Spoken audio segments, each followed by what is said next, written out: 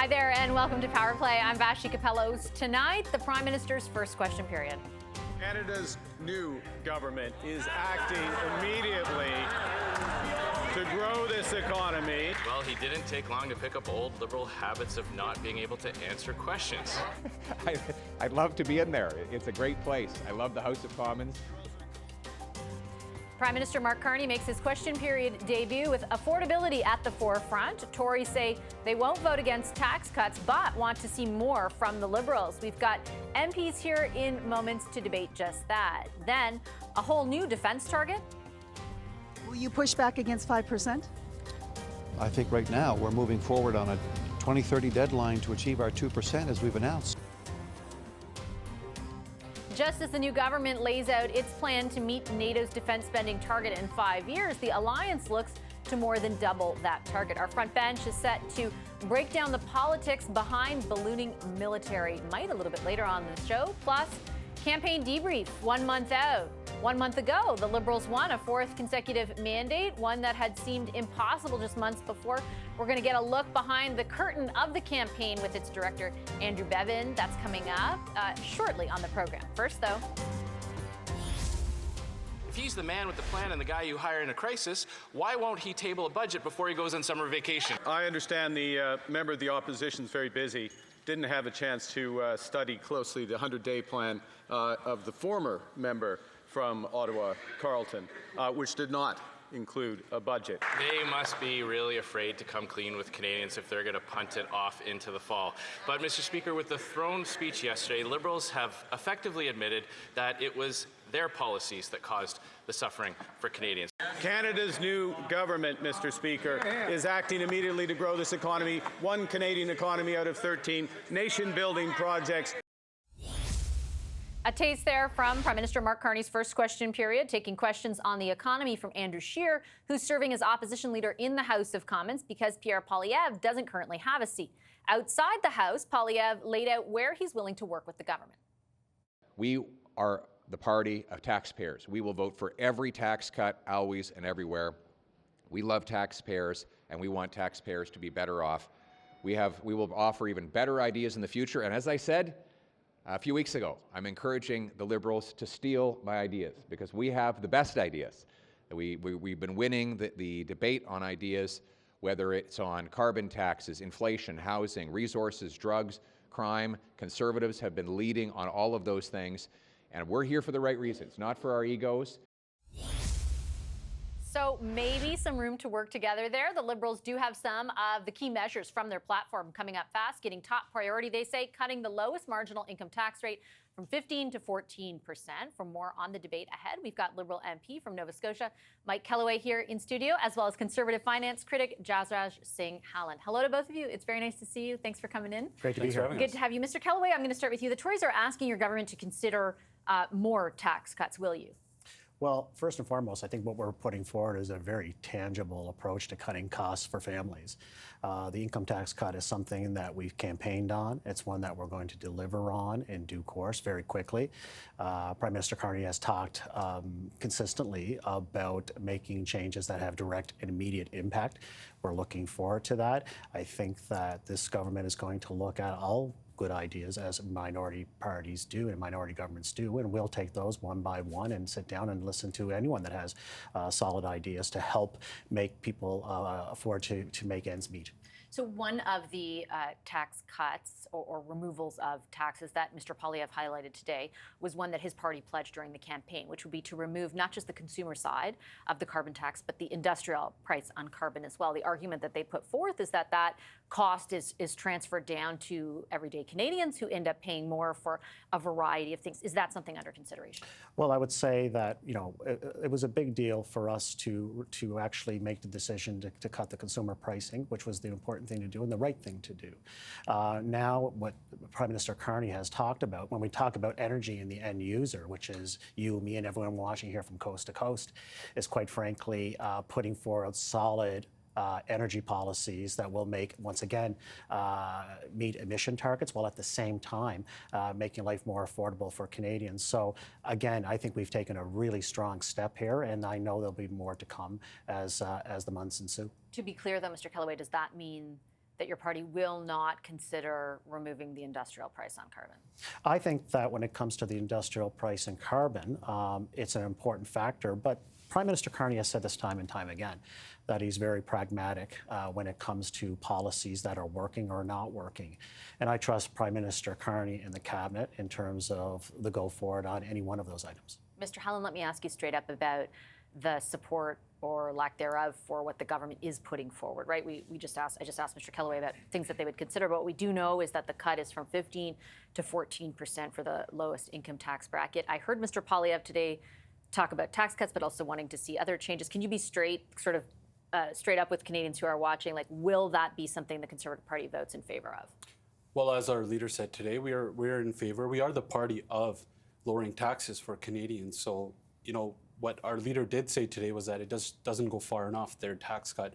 If you look at our platform, our tax cut actually doubles the amount that Canadian families save in a yearly basis compared to what the Liberals' plan is. But I just wanted to highlight also other things that Conservatives had in the pipeline, literally in the pipeline, to help out Canadians in the affordability crisis that we're under after 10 years of the Liberals. It's if we get rid of the industrial carbon price, what that also does is makes Canada more competitive. We've seen after 10 years, billions and billions of Canadian investment flee to the U.S., where it's easier to get things in like infrastructure built. Not once in this throne speech did we hear anything about pipelines, about oil and gas, about removing the job-killing Bill C-69, the tanker ban Bill C-48, or even the industrial carbon tax to get Canada more competitive than it is right now. These are the things that would not only help lower costs for Canadians today, but help Canada itself unleash our economy, get better paychecks for Canadians, and help the lower cost of living. So let me pick up on the last point you made there around the industrial carbon tax, because that's what I asked your colleague about. Pardon me. It's not nothing. It's worth, by 2030, 30% of the emissions reductions that this country has targeted achieving. Is your party saying, let's just give up on those targets, or would you have something else supplant it? Because your platform, rather, did not outline anything. Well, in fact, Vashi, if we get rid of some of these job-killing or industry-killing policies that the Liberals brought in over the last 10 years, as I've highlighted, of Bill C-69, Bill C-48, the industrial carbon tax, and the oil and gas cap that they brought in, we could actually do more. How we can do more is that it would be more competitive. We would have more people wanting to invest in Canada.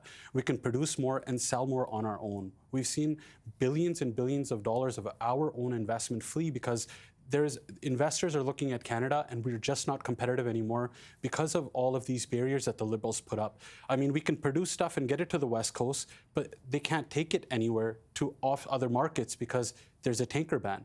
We can't get critical infrastructure built in this country because of Bill C-69, which the courts also said was a big barrier in getting things built and was unconstitutional to some degree.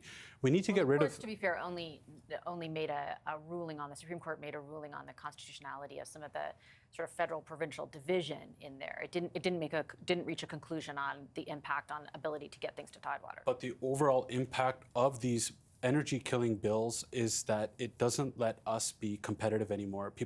We can produce a lot more, we can get more mines built. And as an example, I talked to a mining company in BC. They said it takes maybe 18 years to get a mine approved.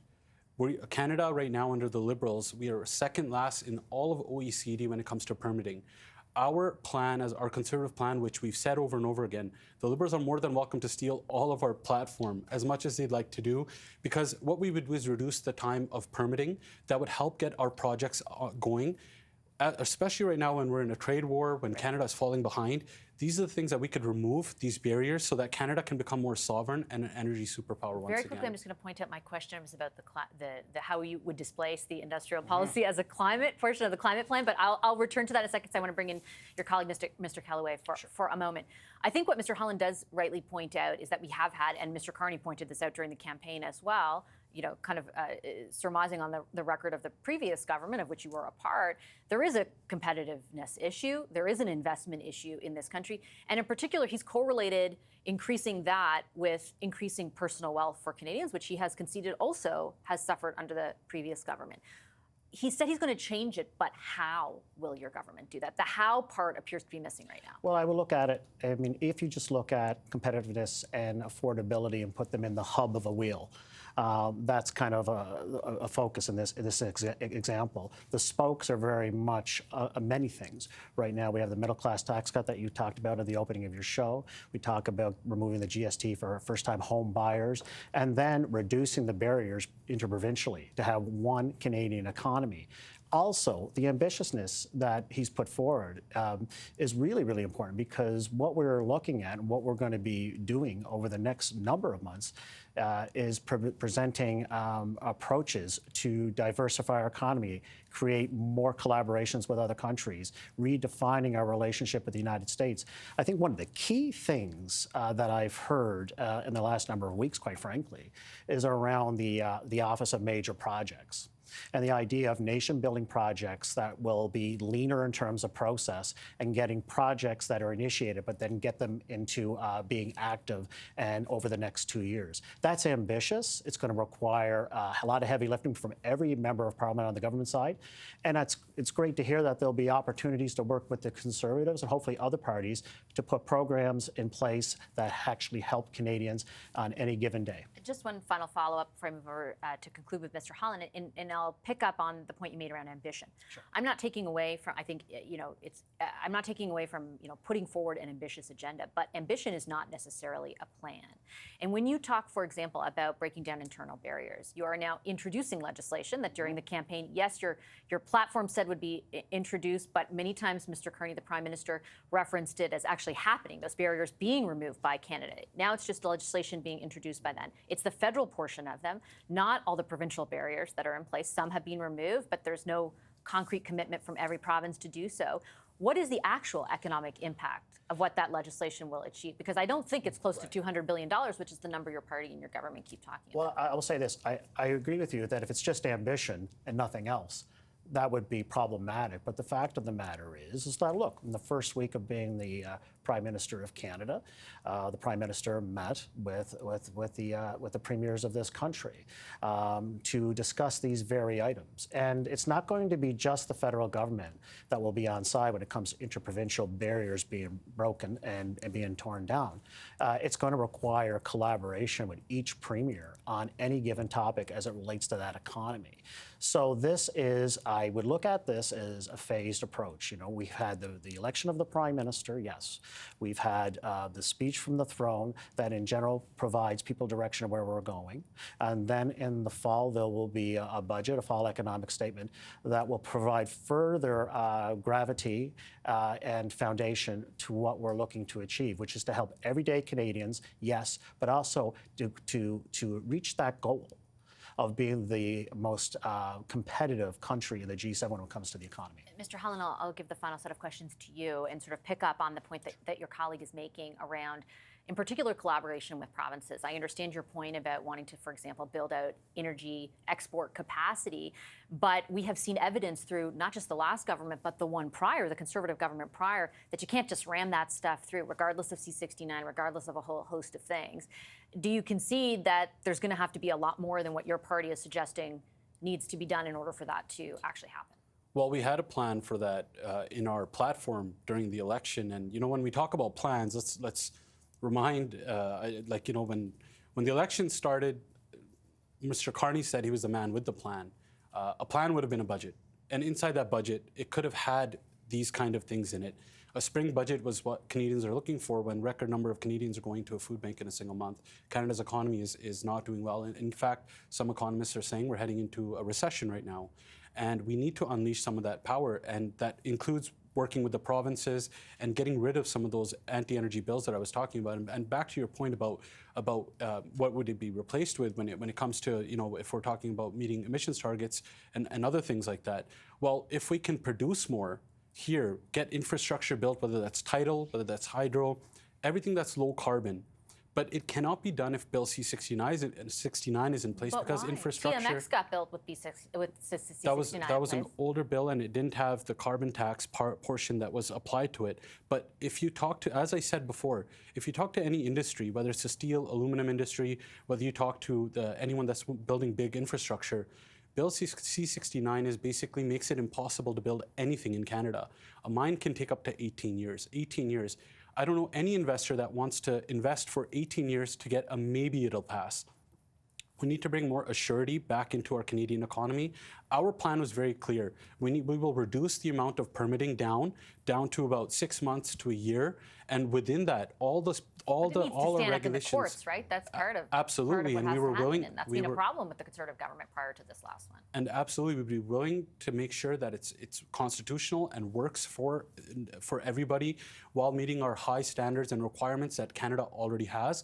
The main point is that if this government wants to actually be ambitious, it's time to get rid of some of those anti-energy laws.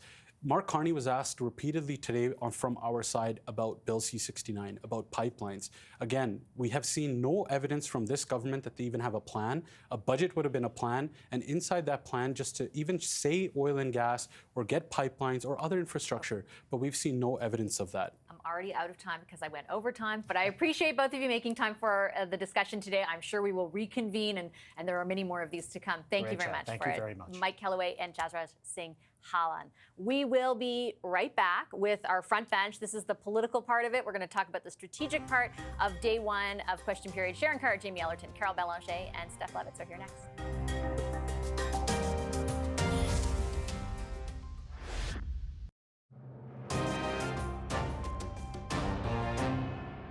He told Canadians that the government would collect $20 billion in revenue from those tariffs and use it to cost his platform. Now that those tariffs are going to bring in $0, two quick questions. Why wasn't he honest with Canadians during the election? And how is he going to make up the shortfall? Is he going to borrow it, print it, or tax it? Our tariffs have maximum impact on the United States, minimum impact on Canada, and we are dedicating all the revenues from those tariffs to supporting the workers and businesses affected by the unjustified American actions. Hear, hear. After the fall of a prime minister and a whirlwind election campaign, we're back to regularly scheduled programming here in Ottawa with Mark Carney in the House of Commons for his first question period. What did we learn from the first day of debate? Let's bring in our front bench. Sharon Carr is former Deputy Chief of Staff to former Finance Minister Bill Morneau. Jamie Ellerton is a Conservative strategist and the founder and principal of Canaptus. Former interim NDP National Director Carl Bélanger is here in studio with me. Next to him, or he's now the president, I should say, of Traction Strategies. Next to him, Stephanie Levitz is a senior reporter in the Globe and Mail's Parliament Hill Bureau. Hi, everybody. Hello. Nice to see you. I thought initially going into question period, I'm like, no Jagmeet Singh, no Justin Trudeau, no Pierre Poilievre. This is going to be really different. It was like tamer, but felt like almost the last 5 months had never happened. Yeah, it was different-ish, right? It was like the players had changed, but the script stayed the same, largely. Yeah. And I guess, part of that is reflecting on the fact that, yes, it is the first sort of, you could say, is it the first new government we've had in 10 years, or isn't it? The Conservatives will argue it's just a continuation of the same old Liberal government. I can't count the number of times that Liberals today kept using the words, the new government, the new government, especially trying to the make Prime this Minister, point, right? That they were totally different. Yeah. Did you think that they succeeded in landing that? And what did you think of the way the opposition positioned itself? Well, it was kind of a boring question period, to be honest. It's like I heard it before. It was like a sad reboot. And frankly, Prime Minister is a quick learner, and he's learned quickly that it's called question period, not answer period. And so we didn't get much other than it's a new government, and he has a plan, and, we'll find out eventually. So nobody will remember this come next election day. It's not really important. Mark Carney did what he had to do. He survived the day. That's what you want to do. What's going to happen next will be more interesting because the dynamics in the House are quite different than they were before because of the fact that the NDP doesn't have the party status anymore, but still holds the balance of power. And we'll see how it unfolds in the next few days, weeks, when the throne speech votes come to the House. One of the more insular things, or like inside baseball things, Sharon, is that every Wednesday, Justin Trudeau, and something he brought in as Prime Minister, would take all the questions. This Prime Minister, Mark Carney, won't do that. Today, I think he took the first 9. He's not going to do a regularly scheduled, Wednesday full throttle thing. What do you read into that, and what should we read into that about the significance or lack thereof this government is placing on those exchanges? Well, I would say that we heard a lot about that today and a little bit about it yesterday as well. And I think that a lot of people are reading into it. And this is not spin, because I actually just think that the Prime Minister is there and he can say what he wants to say when he wants to say it. I don't actually think you need to have a Wednesday associated just with the Prime Minister. I know Trudeau did it, but it's a change in the page, it's a change in the style. He is there answering questions, but it isn't something that has been part of like parliamentary procedure for decades and decades. So he got rid of something that Trudeau was doing and is kind of putting his own spin on it. I will say, though, that there's a lot of people who probably have been talking about the fact that we don't think that Carney's got the political chops to go into question period. I think today was a really important moment for him, because he really did show that he can handle question period. And it looked like, not that it was like a confrontation, but he was ready for it. He was ready to go in there. He was ready to take the answers and the questions and give his answers.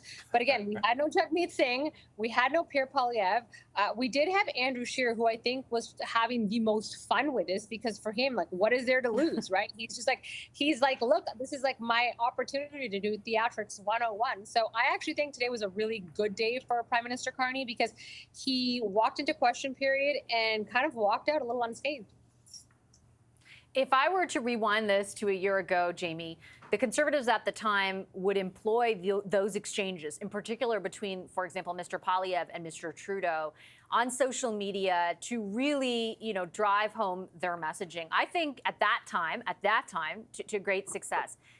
In what way do you think the Conservatives will view this iteration of the House? Savasha, you introduced our segment by saying the last one was the politicians and this one's the strategy. I think today just felt awkward all around. Like, you had Prime Minister Carney know what his message was going to be, but it's actually like the stage presence. Do I look to camera? Do I look to the speaker? I have 20 people yelling at me. It's not like giving a speech like he's done dozens and dozens and dozens of times. And so I thought that kind of showed today. And for the Conservatives, I think the honest reality is you're going to have Pierre Poilievre. He had his news conference minutes before question period to try and get into the daily clips to get quoted. That also kind of sounds like he's trapped in his own word maze of trying to figure out how he's going to get out the other side. For Conservatives in the question period, I think they're just going to continue to kind of throw things at the wall and see what sticks. So much of question period, especially when you're not near an election, is a fishing expedition to see how the government reacts, to see what loose threads unravel that you can start to pull on. And it's essentially headlines to get in the story, get voice share between now and the summer, and then truly regroup in the summer and go forward from there. And for Mark Carney, he essentially gets to kind of lead this this honeymoon period of here's my plan, here's what we're working on, tout whatever early success he can deliver between now and the summer, while ultimately the real work is going to take place far from the House of Commons. What did you think, Steph, of the dynamic of Mr. Poilievre outside the House right before a question period? It's definitely a decision to come out and start talking about what you would and wouldn't support. He was actually pretty explicit versus other, times we've heard from him and other people in the party. What did you think of the sort of, that positioning? On a human level, you kind of got to feel sorry for the guy, right? I mean, he built so much of his brand, so much of his energy on being in the House and being in question period. He said something in response to reporters, "I'm not a spectator." And so that's got to be difficult for him. He even admitted it was kind of odd today, which we had never heard from him before. Yeah, exactly right. And so, I mean, I found that interesting. He is going to, as Jamie said, he's going to have to fight his way into the coverage. He is going to have to stake his turf and remind people constantly that he's the guy in charge. Even though Andrew Scheer might be on the clips like you play on TV, right? He wants to be in those clips. He is the leader. And so he's going to have to jockey for that. And what's going to be interesting is if and when his party, his MPs screw up in the Commons, make mistakes, go too far, does he own it? Or does he get to retreat because he's not actually there? Good question. We shall see. Jamie mentioned a honeymoon. The honeymoon from the King's throne speech yesterday appears already to be ending in some capacity. Donald Trump sounding the alarm on the 51st state once again. We are going to talk about that after a short break with our front bench.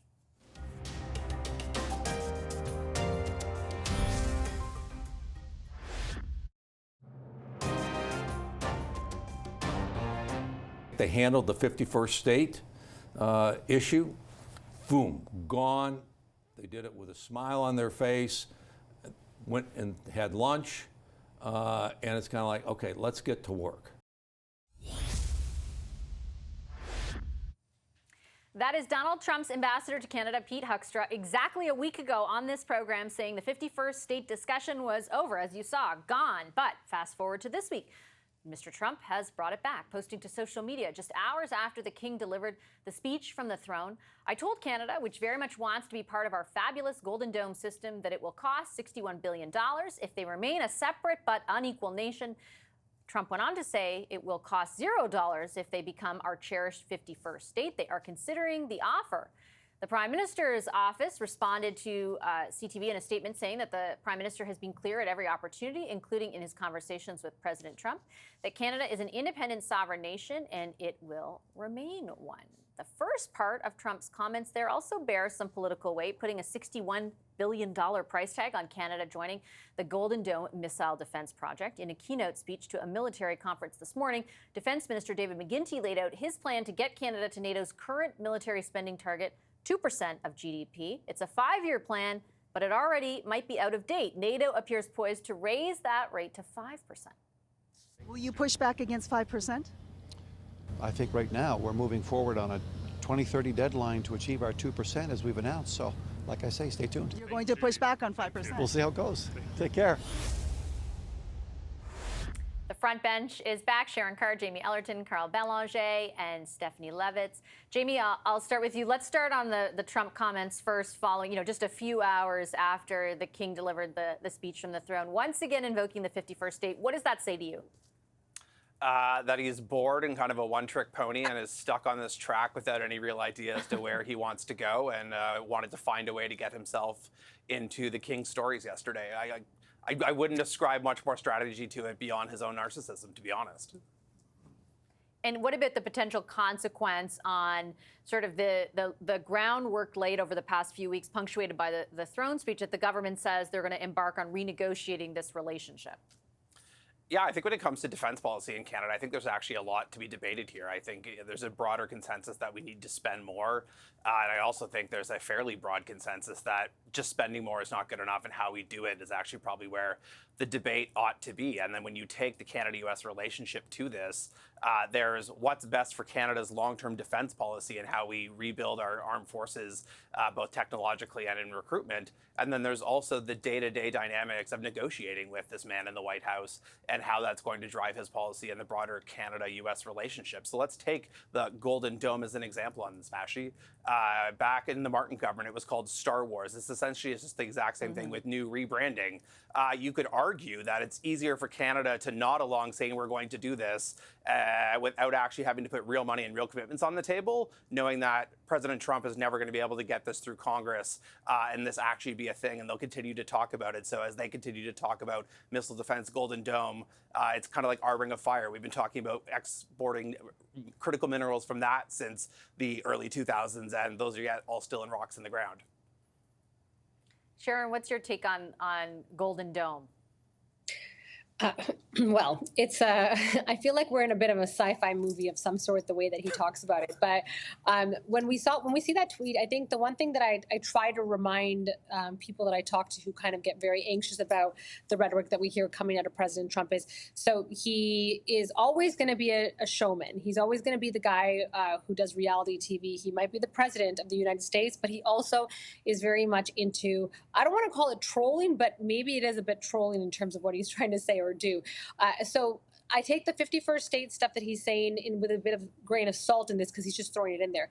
Now, in terms of the Golden Dome, Prime Minister Carney and the Liberal government, the Liberal platform, I think they made it very clear that they were going to spend more on defense than the previous government did. We saw that with the radar announcement they said, with the investments looking through the skies, and also in terms of the Arctic. So 5%, we weren't able to get to the 2%. And I know the question is always going to be, can you do more? Can you do more? And can you do more?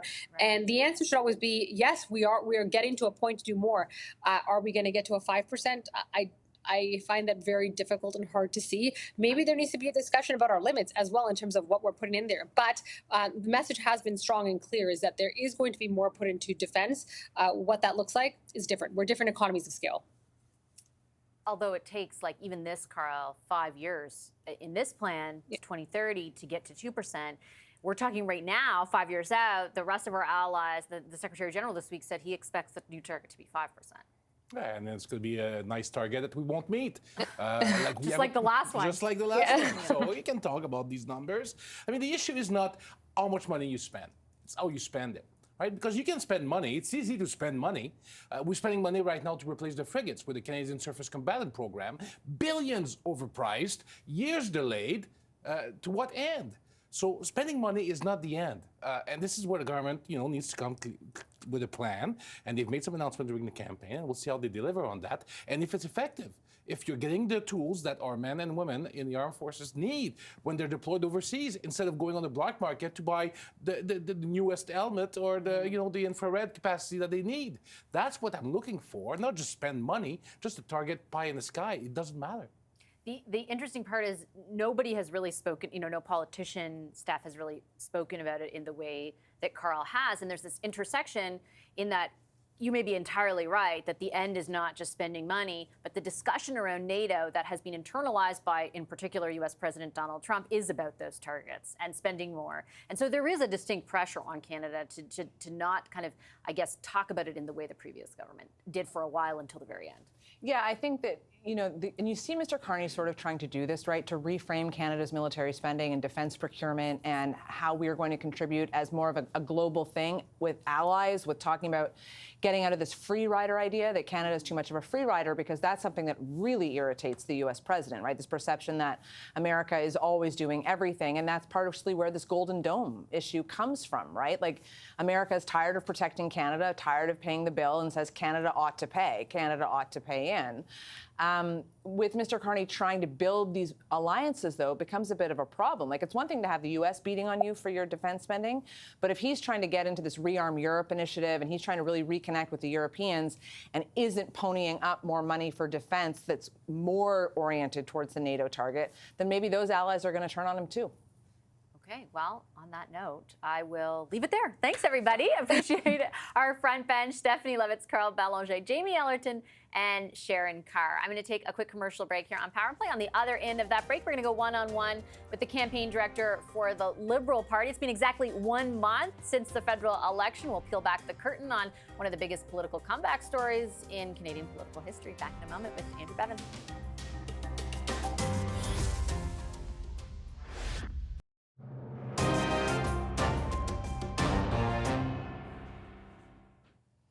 Welcome back to Power Play. We're exactly 1 month out from the federal election. Immediately following the election, we reached out to all three parties' campaign directors. We spoke last month with the NDP's campaign lead, and tonight we have Andrew Bevan, who served as campaign director for the Liberals. Hi, Mr. Bevan. Great to see you. Good to see you, Vashi. Thank you very much for making the time. One month out. I was thinking during the campaign when I used to cover them on the road, I remember as a journalist, there was always a moment at which you knew something had shifted, or you could usually tell a little bit ahead of the election, ultimately, what that party felt their fate would be. Was there a moment in the election campaign that you knew you would win? That moment never really comes along. It's We're as close to knowing as possible? Yeah, I mean, as close to knowing as possible. The last couple of weeks, certainly, you get to a point where you think things are going to work out well for you. But I mean, I think, in this campaign, really the big shifts happened before the writ was dropped, right? I mean, not much happened at the top line anyway, across the country. In terms of public opinion. So, strangely for me anyway, in my experience, this is one of the first elections where the Liberal Party has been ahead from the very beginning of the campaign and all the way through. I mean, usually no matter where we start, no matter where we end, we usually start off behind and the underdog and trying to scrabble our way back into contention and into a winning position. This time we were ahead in the public opinion polls and also in our own polling from day one. So that was a different sort of feel to a campaign. I think that, it became clear that the opportunity to win was there once we got into February, and by the end of February, by the end of the leadership race, it was pretty clear that we were well positioned to be able to take advantage of a new leader in a way that fit the moment, and that made it look like we were going to be able to be successful. So when you say how it was different to enter the campaign ahead versus other campaigns, what changes did that impart on how you ran it? Yeah, it's interesting. I mean, it's in campaigns you are trying to win every day, of course, in order to win the whole thing, and so you have to split up that way.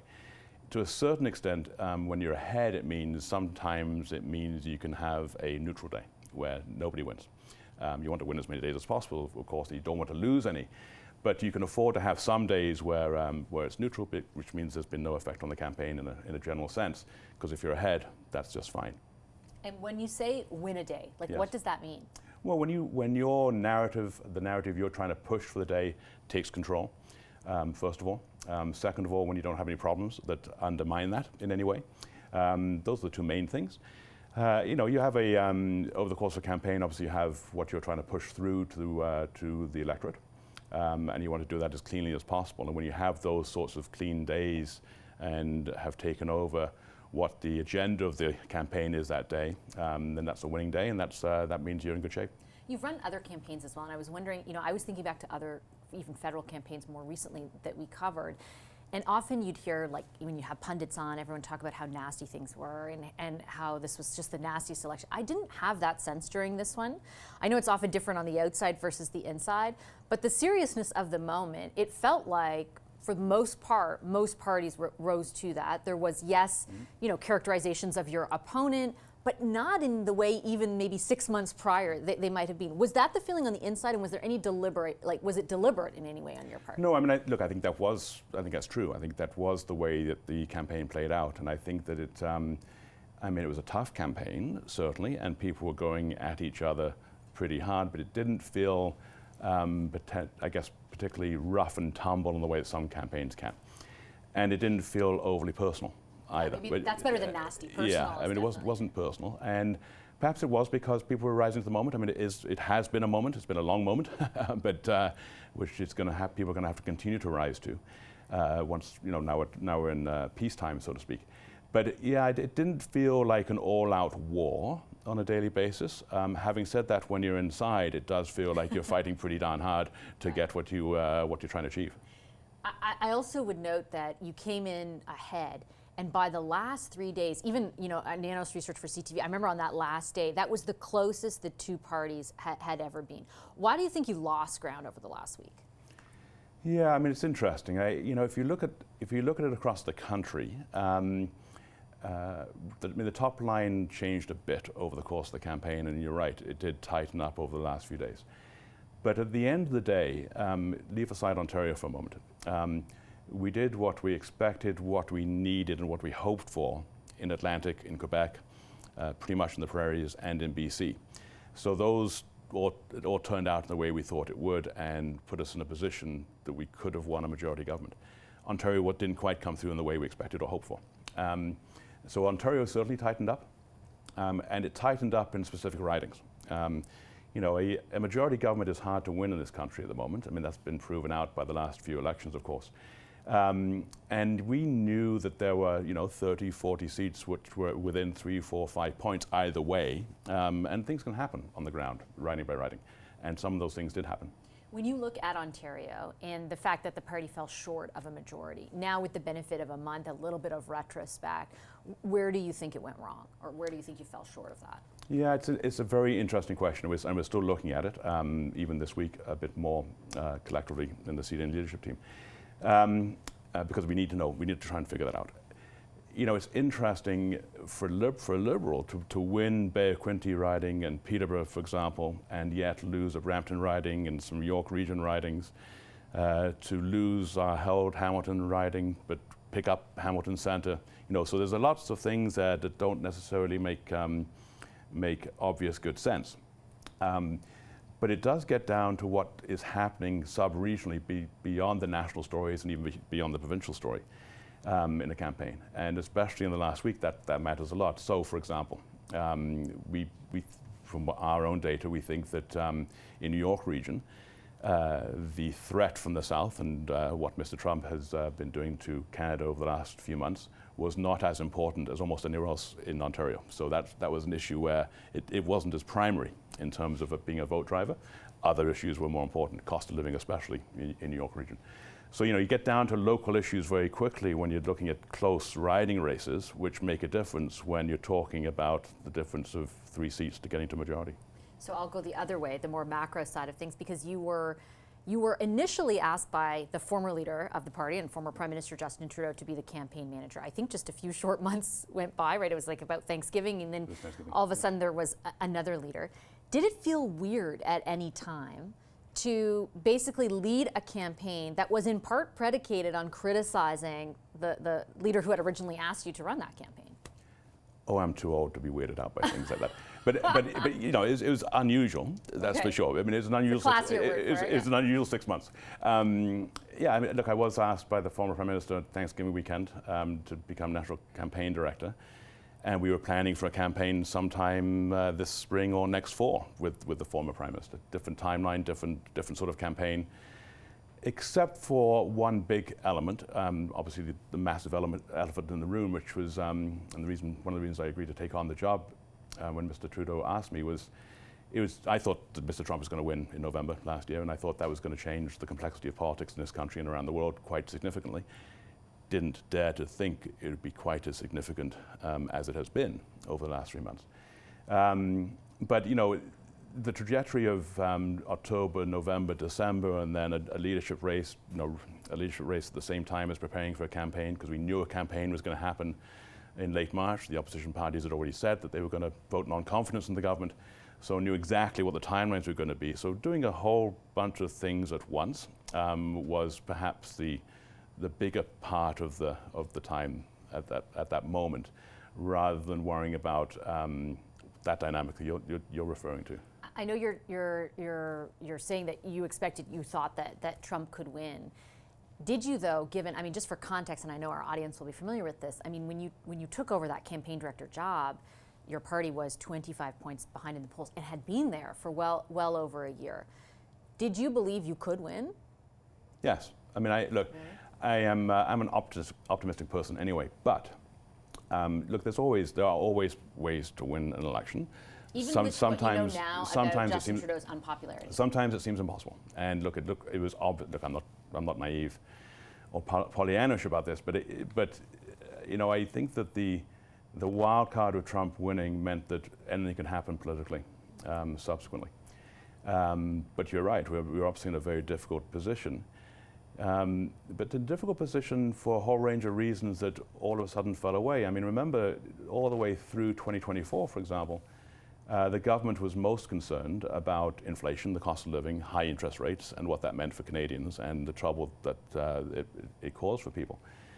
That is not something, in terms of interest rates and inflation, is not so much at top of mind. Certainly cost of living is, but now driven by different issues, driven by the threat from the U.S., etc.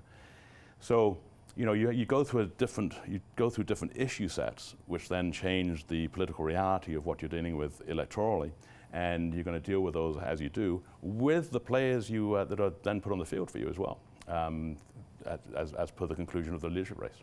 Do you concede, though, I guess, that all of that being true, in that the Trump factor definitely changed a lot of what people were worried about, that also a big part of your win was the leader was not Mr. Trudeau and it was Mr. Carney? Oh yes, I mean, look, it became very clear, I think, quite early on in the leadership race that Mr. Carney was the right person for the moment, the right man for the moment. And people's first impression, the public's first impression of Mr. Carney seems to have sustained in terms of him being the right person to take on Mr. Trump. And, but I'd also say that at the same time, the way that Prime Minister Trudeau performed January, February, March in the face of President Trump also received approval from Canadians. I mean, the public polling showed that he had a very good few months, and people recognized that and I think appreciated it. And so, you know, who knows? I mean, politics is a funny game. Things happen that no one expects. Certainly, I never expected the last 6 months to happen the way they did, and I wouldn't pretend that it would be any different. But you know, that's what makes it interesting. That's what makes it fun. It does. Speaking of interesting, I have just a minute left, but I want to get your take on each of the opposition parties, starting with the Conservatives. I know that you told our friend Paul Wells, my colleague Paul Wells, that you actually didn't think they employed the wrong strategy. The punditry class also says they didn't pivot soon enough. Why do you think that isn't the case? Well, I mean, I think, well, first of all, I think the results speak for themselves. I mean, you know, we got 43%, they got 41%. That's a pretty successful losing campaign. I know winning matters, and I know losing matters as well, but the reality is they got 41%. They increased their seat count by 22, I think. From my perspective, from everything I saw over the course of the campaign and the weeks leading into it, I don't think that Mr. Poilievre had a chance at winning a ballot question on Trump.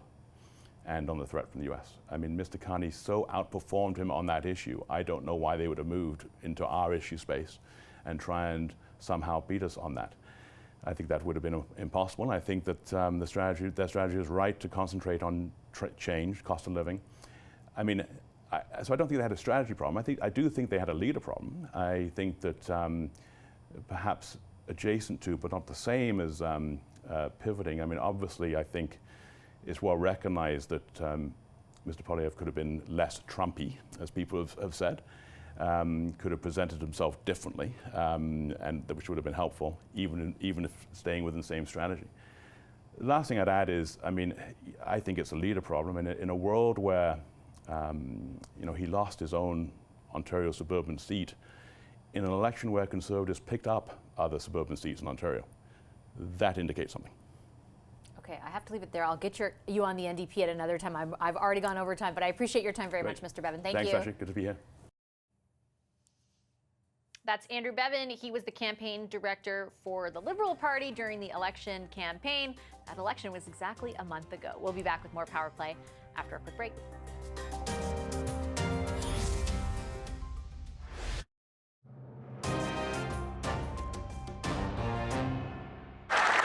Mr. Speaker, I would like to welcome the Prime Minister to his first official question period.